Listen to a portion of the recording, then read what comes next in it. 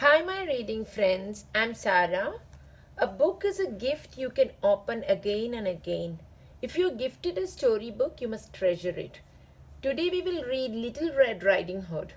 Little Red Riding Hood is a fairy tale from the Brothers Grimm. It is the story of a little girl and a big bad wolf. If you have your copy, read along with me. Little Red Riding Hood.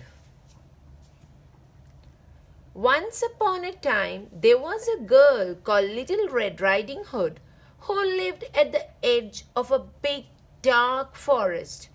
Little Red Riding Hood had a grandmother who lived on her own cottage on the other side of the forest. She was called Little Red Riding Hood because she was always wearing a red hood. You can see she's wearing a red hood and a blue frock. She is collecting flowers from her garden. One morning, Little Red Riding Hood set off to visit her grandmother for lunch, as she did every week. Little Red Riding Hood skipped along the path through the forest, but soon she became tired and stopped to rest under a tree. As she closed her eyes, Little Red Riding Hood heard a voice behind her. "Hello, little girl, are you lost?" "I'm not lost. I'm going to visit my grandmother who lives in a cottage on the other side of the forest," Little Red Riding Hood replied. What Little Red Riding Hood didn't know was that she was talking to a big bad wolf.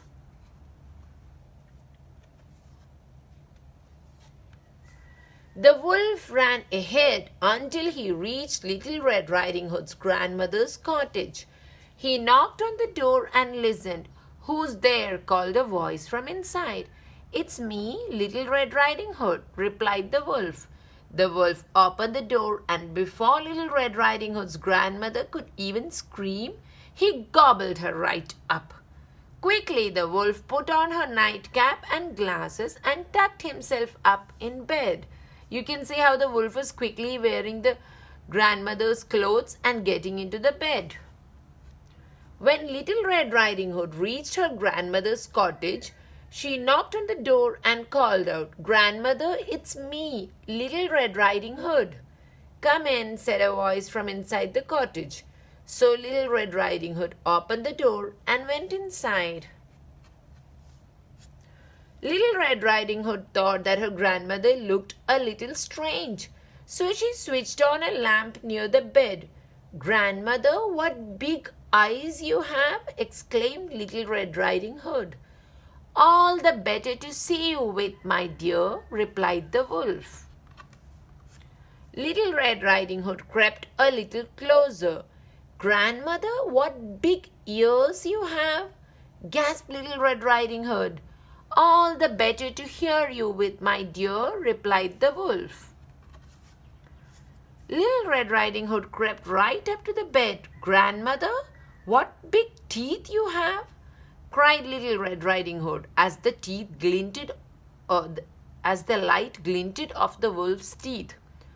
"All the better to eat you with, my dear," shouted the wolf, leaping out of the bed. Little Red Riding Hood screamed and swung her basket as hard as she could at the big bad wolf. The basket was very heavy and it knocked the wolf right over.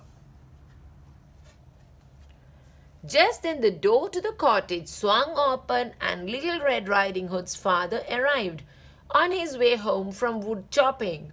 Little Red Riding Hood told her father all about the big bad wolf and how he had eaten her grandmother and tried to eat her too.